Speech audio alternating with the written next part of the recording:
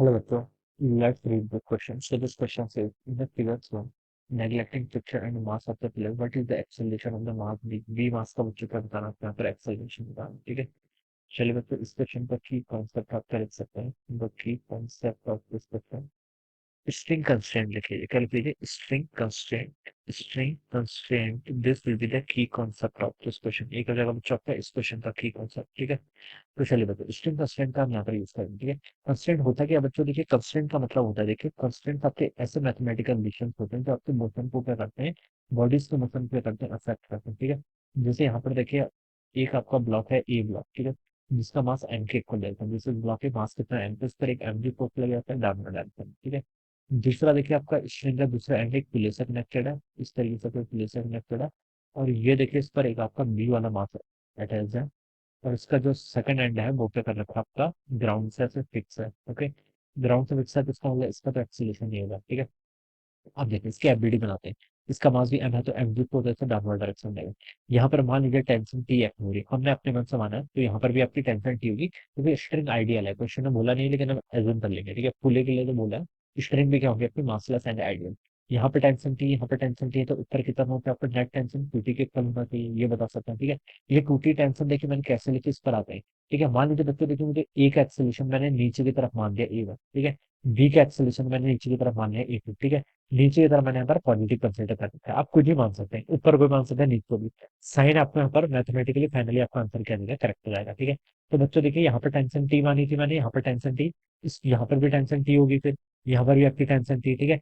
इस पर देखिए ये जो आपका पुले है, पुले पर नेट फोर्स कितना है, 0 पिक्सल। तो अगर नीचे आपका टूटी लग रहा है तो ऊपर भी टूटी लगना चाहिए, ठीक है? और फोर्स जीरो क्यों है, मैंने ऐसा क्यों बोला? क्वेश्चन बोला है कि मासलेस पुली, ठीक है, नेग्लेक्टिंग मास ऑफ द पुले, यानी कि मासलेस पुली तो उसका नेट फोर्स जीरो लगेगा।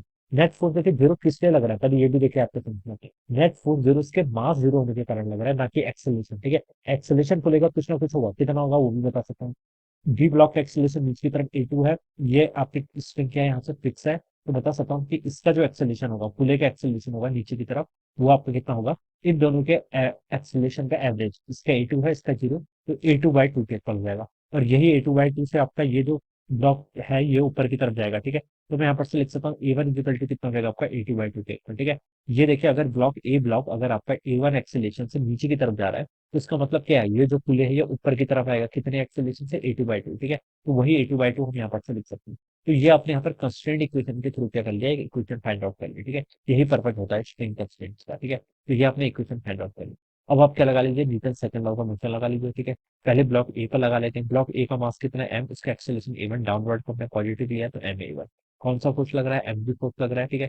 यहाँ पर भी आपका टेंशन कितना होगा, फिर 2t के इक्वल होगा, क्योंकि ये वाली डिस्टेंस भी अगेन क्या है, मास लेस है, तो एम जी माइनस 2t के इक्वल हो जाएगा।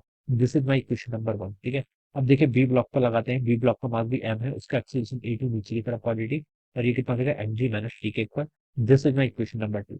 अब बच्चों देखिए आपके पास तीन, आपके पास देखिए कितने वेरिएबल्स हैं, ए1 ए2 और टेंशन टी। दो वेरिएबल्स हैं, सर तीन वेरिएबल्स हैं, दो इक्वेशन होगी, थर्ड इक्वेशन ही होगी।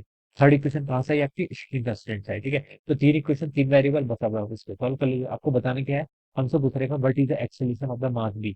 मास बी का एक्सेलरेशन कितना आपका ए2, ठीक है? तो ए2 की वैल्यू आपको यहाँ पर से बतानी है, ठीक है? तो आप क्या कर लीजिए बच्चों, देखिए इसमें आप ए2 को रिप्लेस कर लीजिए, ए1 को यहाँ से क्या लिख सकता हूँ, ए2/2, तो हो जाएगा आपका एम टाइम्स ए2/2, it is equal to M G minus 2t के इक्वल हो जाएगा। ये इक्वेशन मेरी यहाँ से इतनी आ गई, ठीक है? अब यहाँ से मुझे क्या चाहिए बच्चों, टेंशन को रिलीज कर लेना है, देखिए इस इक्वेशन को हम ऐसे लिख सकते हैं, m a2/2 it is equal to M G minus 2 times tension. Tension को देखिए बच्चों मैं इक्वेशन टू से क्या लिख सकता हूँ, ठीक है? इक्वेशन टू से मैं लिख सकता हूँ टेंशन को m ji minus m a two के इक्वल, ठीक है? तो मैं लिख लिया m ji minus m a two, ये लिखा जा सकता है ना, ठीक है? इसको सॉल्व करेंगे तो देखिए बच्चों कितना आएगा, यहाँ पर आपका m/2 times a two, it is equal to M g, a two से आपका माइनस 2 mg प्लस आपका 2 m a2 के इक्वल, ये टर्म यहाँ से मिल जाएगी, ठीक है?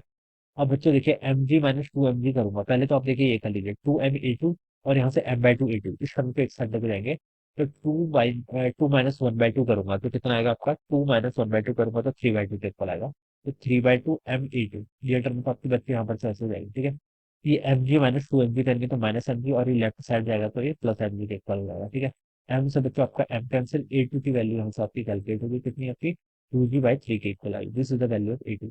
ए टू भी बता सकते हैं, ए वन भी बता सकते हैं। ए वन यहाँ से आप कितना रहेगा फिर आपका G/3 के इक्वल रहेगा। तो आपने ए वन भी कैलकुलेट कर लिया, ए टू भी कैलकुलेट कर लिया।